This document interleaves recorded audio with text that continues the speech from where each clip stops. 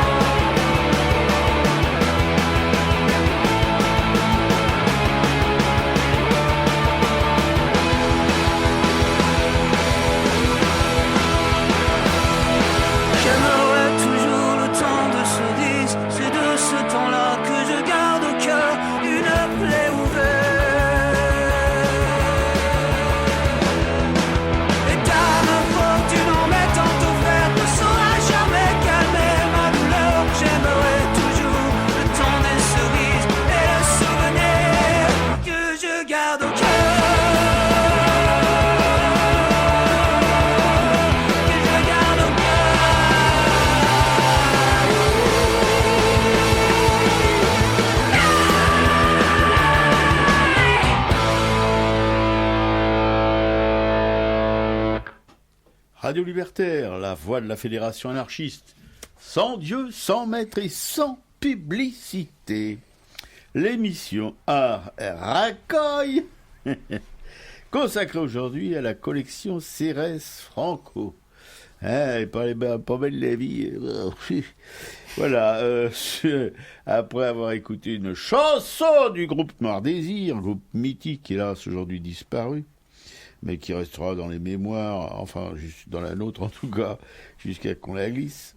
Voilà, pour une émission qui se veut, enfin, qui essaye d'être en tout cas, un regard en marge sur l'art, pas chose facile, et une dénonciation des seuls coups de la politique politicienne. Alors là, non, on se part pas, mais enfin, c'est plus fastoche. C'est du courant, si j'ose dire. Une citation en rapport évidemment avec mon presse-paplard. La répression n'a pour effet que d'affermir la volonté de lutte de ceux contre qui elle s'exerce et de cimenter leur solidarité. Enfin, c'est pour mon presse-papier et pour tout ce qui se passe aujourd'hui, ici et ailleurs. C'est tiré des Raisins de la colère, magnifique roman de John Steinbeck, un magnifique roman et un magnifique film aussi. Voilà, avec Fonda comme acteur principal, un remarquable rôle, et surtout le rôle de la maman d'ailleurs, qui est encore plus remarquable. Je ne me souviens plus du nom de l'actrice américaine, mais remarquable. Voilà. Tout de suite, notre camarade Piquet-Cou va la ramener. Ouais, je vais la ramener. Maintenant qu'on est revenu à deux, hein, c'est quand même plus sympa de te voir en face de moi dans le studio. Donc je dis bonjour tout le monde. Je vous donne le numéro du studio pour nous téléphoner pendant les pauses musicales, le 01 43 71 89 40. Entre nous, je me demande ce qu'il y a d'agréable à me regarder. Ça, c'est une grande interrogation de ma vie. Mystère.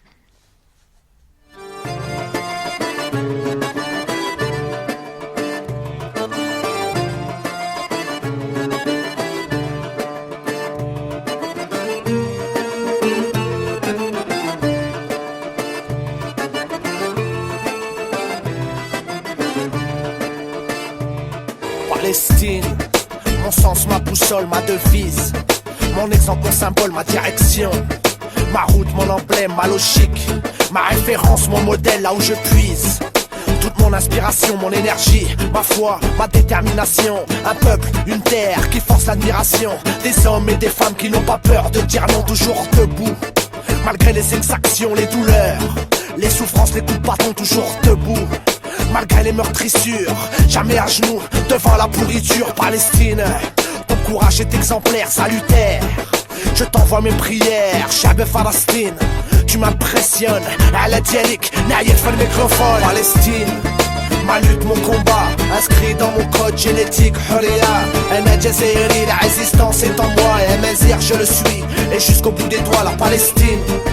Ma lutte, mon combat, inscrit dans mon code génétique. Huria, Ana Jazairi, la résistance est en moi. Et Mazir, je le suis, et jusqu'au bout des doigts. Moi j'ai pas suffisamment de vocabulaire pour te raconter à quoi ressemble l'enfer, te raconter Gaza et son calvaire, à quoi ressemble la vie après un raid militaire. Alors je tiens à mettre les choses au clair. Ma vision n'est pas humanitaire, ma position uniquement solidaire. Je suis toujours partial quand il s'agit de mes frères. Aucune ambiguïté, j'ai clairement choisi mon camp. Instinctivement pour les miens j'ai fait serment.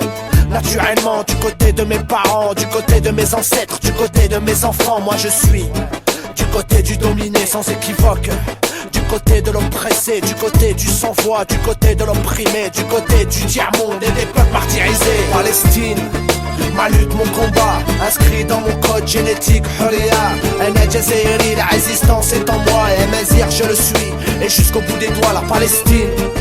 Ma lutte, mon combat, inscrit dans mon code génétique. Huria, Ana Jazairi, la résistance est en moi. Et Mazir, je le suis, et jusqu'au bout des doigts. Je ne suis qu'une conséquence, un résultat. Je ne suis qu'un héritier, on m'a pas donné le choix. On m'a seulement transmis le goût de la liberté, la soumission, l'indépendance et la fierté. On m'a transmis la colère, la dignité, l'insurrection, la révolte, la combativité. On m'a transmis la vigilance et la lucidité. On m'a transmis l'algérianité, donc rien à foutre de ton droit international. J'ai pas besoin de tes références occidentales pour savoir qu'Israël n'est qu'une machine coloniale illicite, illégitime et illégale. Pour savoir que je déteste les nazis de Tsahal, ses acolytes et multinationales, tous ses alliés, ses complices criminels de New York, Buckingham, de Paris ou de Bruxelles. Palestine, ma lutte, mon combat, inscrit dans mon code génétique. Huria, Ana Jazairi, la résistance est en moi. Et Mazir, je le suis, et jusqu'au bout des doigts, la Palestine. Ma lutte, mon combat, inscrit dans mon code génétique. Huria, Ana Jazairi, la résistance est en moi. Et Mazir, je le suis, et jusqu'au bout des doigts, Palestine. Ma lutte, mon combat, inscrit dans mon code génétique. Huria, Ana Jazairi, la résistance est en moi. Et Mazir, je le suis, et jusqu'au bout des doigts, la Palestine. Ma lutte, mon combat, inscrit dans mon code génétique. Huria, Ana Jazairi, la résistance est en moi. Et Mazir, je le suis, et jusqu'au bout des doigts. C'était Palestine, interprétée par ZEP, Zone d'éducation populaire. Oui, toujours sur Radio Libertaire, la voix de la Fédération anarchiste, sans Dieu, sans maître, sans pub, plus que jamais. Racaille. Une émission qui se veut, qui veut, enfin, causer d'art, entre autres, mais là, c'est le billet plutôt politique. Voilà, Arakai, qui cause aujourd'hui dans le Poste, dans son presse-papier du mec Oro, d'un jeune Palestinien qui souffrait d'une trisomie 21, je dis bien qu'il souffrait, maintenant il souffre plus, qui a été abattu par des 6 soldats israéliens, voilà, en passant comme ça. Bon, chaque fois qu'Arif Jarada apercevait des militaires, il se mettait à crier « Non, mon frère Mohamed !» En diverses occasions, Arif avait assisté à l'arrestation de Mohamed, son frère aîné, à la maison ou dans la rue, de nuit ou en plein jour. La simple vue de militaires le faisait aussitôt pousser son cri d'effroi, qui, selon ses frères et sœurs, signifiait « Non, ne prenez pas Mohamed » ou « Non, n'arrêtez pas Mohamed ». Mohamed a été arrêté 5 fois, 52 mois de prison, dont une partie en détention administrative, sans accusation ni procès, ce qui est le cas de milliers de Palestiniens. Et Harry vivait dans la crainte permanente des forces de défense israéliennes. venu pour arrêter son frère, par exemple. L'arrestation de Mohamed en 2006 avait marqué la conscience d'Arif. Des militaires avaient fait irruption dans la maison au beau milieu d'une nuit glaciale. Oui, ça arrive aussi en Palestine, même la neige.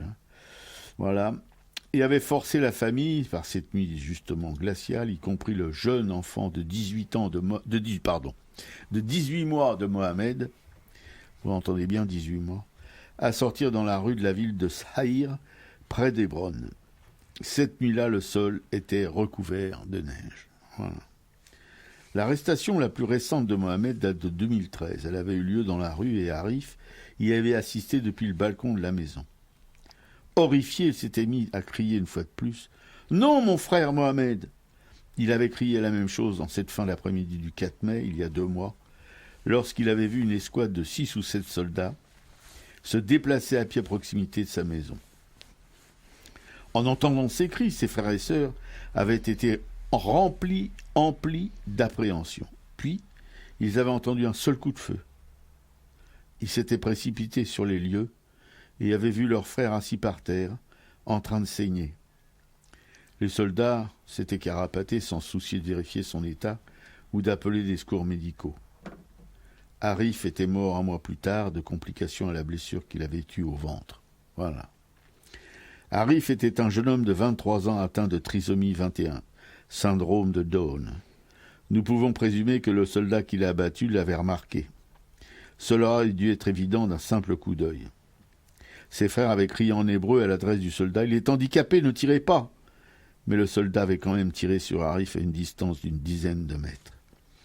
Ses frères avaient trouvé Arif assis sur le sol, sur la pente rocailleuse qui descend vers la route. Dans la famille, il avait un surnom, Arif. C'était Hub, ce qui veut dire amour. Alors moi je dis Hub, mais c'est plutôt Hub, H-U-B.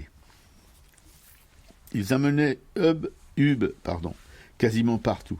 Il aimait particulièrement accompagner ses frères à des mariages où il prenait des vidéos et des photos et font les 10 jockeys entre autres occupations. Dans un clip filmé 2 jours avant, qu'Arif n'ait été abattu, on le voit tenir le micro et chanter pour les enfants du voisinage.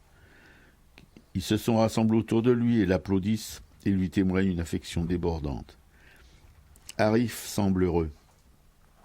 Il aimait se produire pour les enfants dans les fêtes.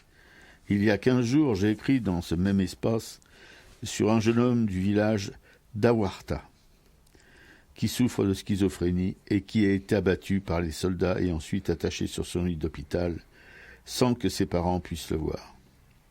Cette fois, c'est de la mort d'Arif, le garçon de Saïr, atteint du syndrome de Down, dont je parle. Voilà, c'est écrit par un journaliste. Voilà. Tu te souviens du nom, non? Je me souviens pas du nom du journaliste. Je crois que le journal, c'est The Times of Israel. Voilà.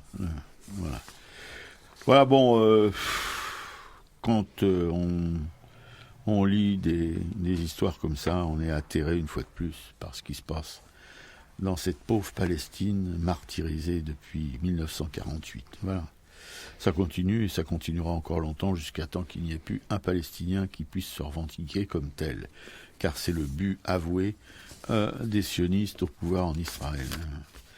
Et alors, en petit complément de cette nouvelle sinistre, vous avez l'écrivain juif Elie Wiesel, qui était un défenseur acharné d'Israël, qui est mort récemment, et les hommages pleuvent un peu partout dans le monde. Voilà, les hommages qui lui sont rendus n'abordent pas évidemment sa part d'ombre, parce que tout le monde a une part d'ombre. Voilà.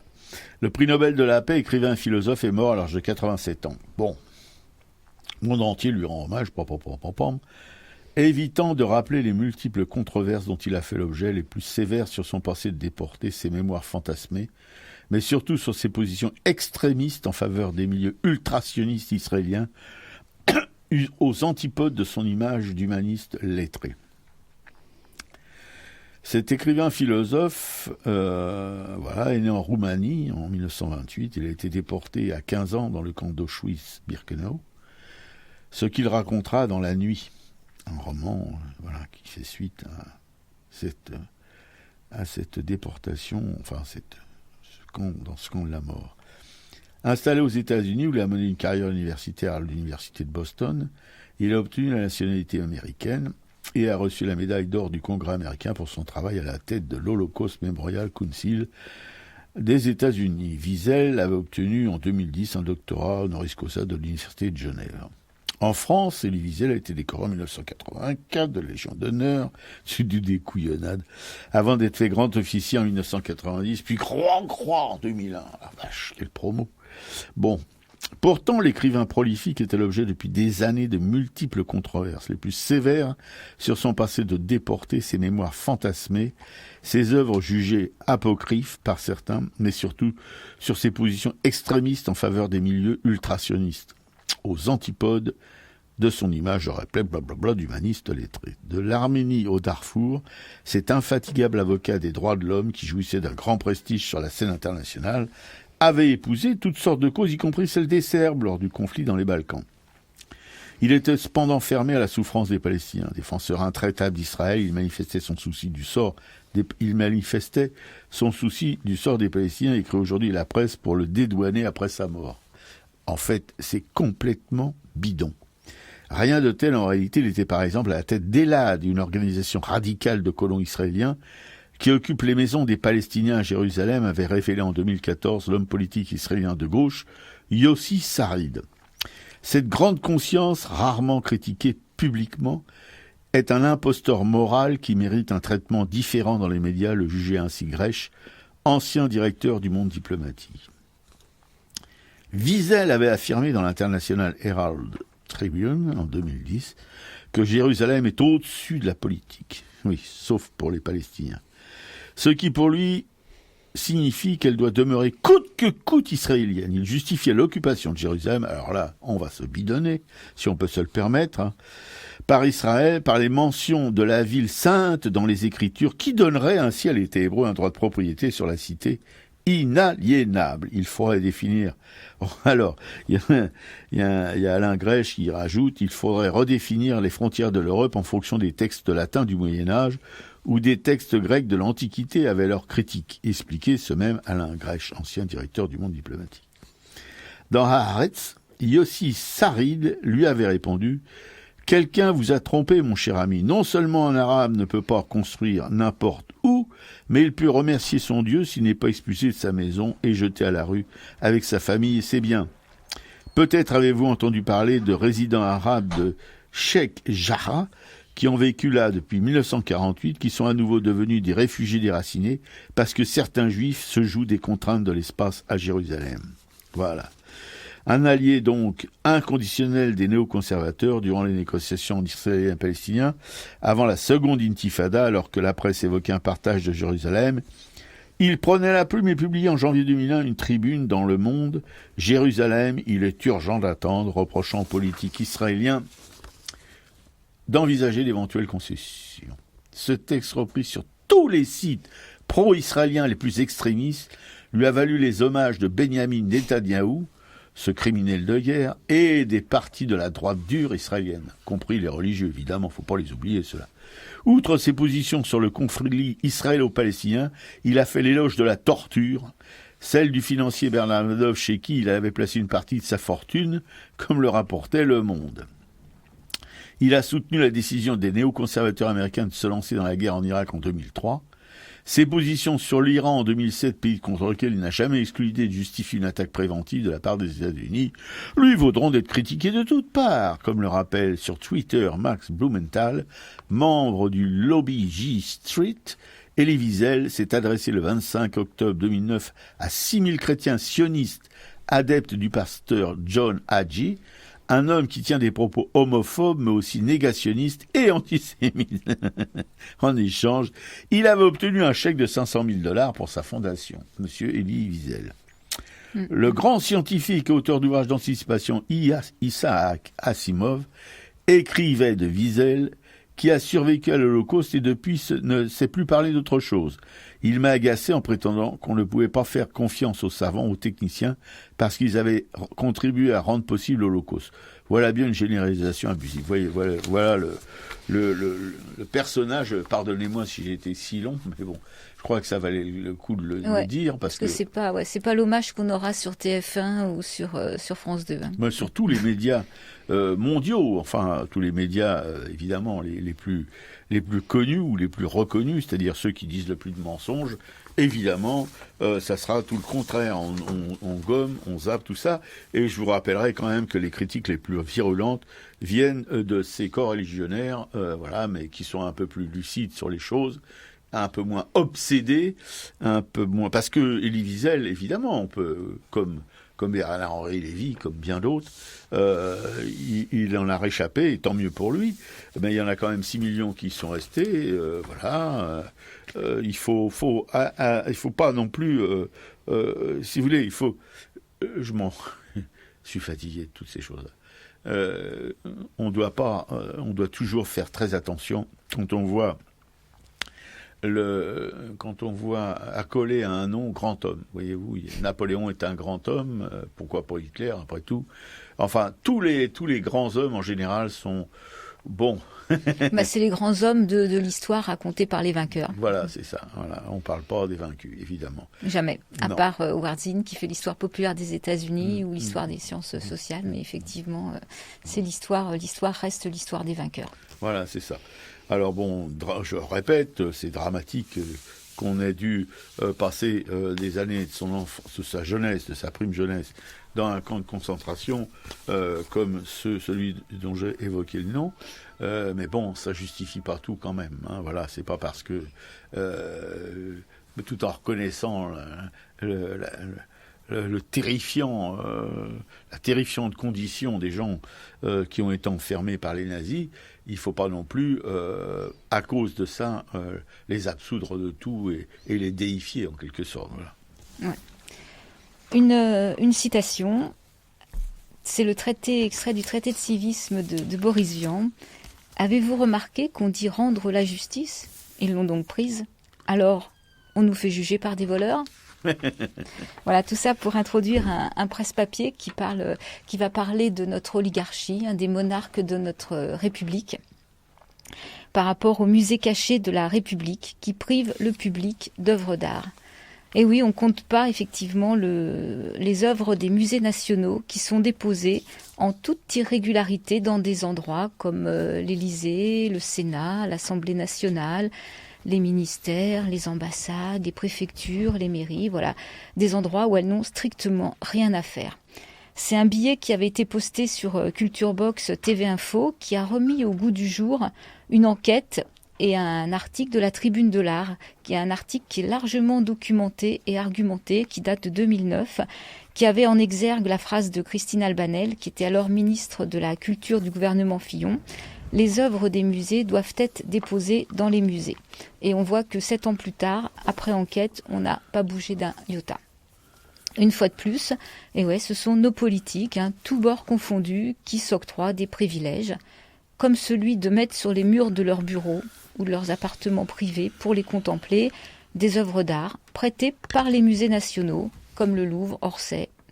Sauf que ce prêt, normalement, se fait à la condition que le public puisse lui aussi en profiter. C'est une règle qui est quasiment jamais respectée.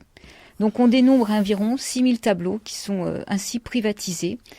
Il y a pourtant un décret qui est un nom savant, qui est le 81-240 du 3 mars 1981, qui est relatif au prêt et au dépôt d'œuvres des musées nationaux, qui précisait déjà, donc ça fait 30 ans de cela, que les œuvres des musées nationaux ne pouvaient être déposées que dans les musées, les monuments historiques ouverts au public et les parcs et jardins des domaines nationaux.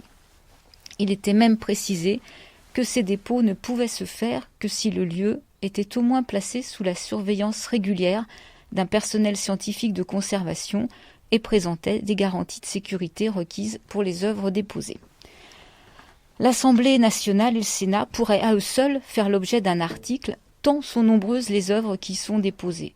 Et dans ces lieux où se font tout de même les lois, leur non-respect semble d'autant plus intolérable. Il y a par exemple ce tableau qui est l'Albane, c'est une allégorie de la maternité, c'est un tableau de Francesco Albani, qui est au Sénat depuis 1853, dans les appartements privés du président du Sénat. et qui trouve en fait même ce président, parce que en fait depuis 1953, malgré les différents présidents, le tableau lui n'a pas bougé, qui trouve à redire si jamais on lui demande de le restituer ou de le prêter pour des expositions. Donc la présidence du Sénat est un musée elle toute seule, au bénéfice naturellement presque exclusif de son occupant. On trouve en effet plusieurs œuvres majeures qui sont toutes déposées dans des lieux non accessibles au public, hors circonstances exceptionnelles. Donc c'est pareil donc pour l'Assemblée nationale, pour l'Élysée, Matignon, le Conseil d'État, ce que je citais tout à l'heure, ministère, préfecture, ambassade, et également même des envois à l'étranger. Donc cette privatisation d'œuvres censées être exposées dans les musées n'est pas nouvelle et cache quand même un phénomène peu glorieux, c'est la disparition d'œuvres d'art et de mobilier appartenant au patrimoine national. Dans les années 90, un rapport de la Cour des comptes critiquait la gestion calamiteuse des œuvres issues des collections nationales exposées ou utilisées dans les bâtiments de la République. Et c'est Alain Juppé, qui était alors Premier ministre, qui avait décidé de créer une commission spéciale chargée de lancer une grande opération de récolement général. Le récolement, c'est l'inventaire de toutes les œuvres. Et en 1996, la commission de récolement des dépôts d'œuvres d'art a donc vu le jour. En 2009, donc elle livrait le bilan, c'est-à-dire qu'il y a eu presque 10 ans d'activité dans lesquels les agents se sont vraiment acharnés, parce que c'est très difficile, à essayer de recenser les 307 000 œuvres qui étaient prêtées par l'État. Et le taux, en fait, il y a une perte, c'est-à-dire qu'il y a 4 000 des 38 000 tableaux ou sculptures prêtés par les musées qui n'ont jamais été retrouvés.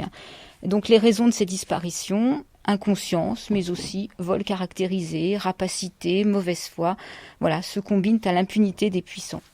Donc certains dépositaires se justifient, comme nous l'avons vu, en affirmant que des visites se font régulièrement dans leurs locaux, c'est-à-dire qu'on peut parler des journées du patrimoine, c'est-à-dire une fois par an.